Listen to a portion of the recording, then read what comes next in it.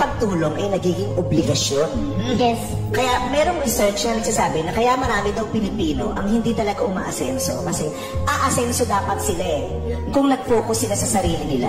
Kaya lang, yung kinikita nila, nauubos ng lahat ng sinusuportahan nila.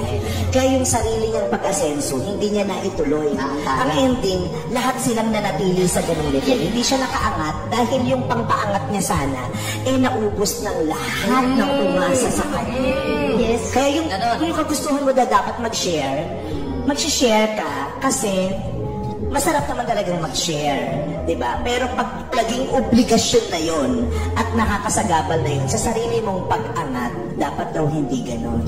Susuportahan mo yung tatay mo, susuportahan mo ang kapatid mo, mga anak ng mga kapatid mo, mga asawa nila, mga pinsan mo, mga napang-asawa ng pinsan mo. Ang end, tumanda ka, na-realize mo, ano nangyari sa akin? Wala nang natira. Wala tuloy ako naipon kasi lahat binigay ko sa kanila.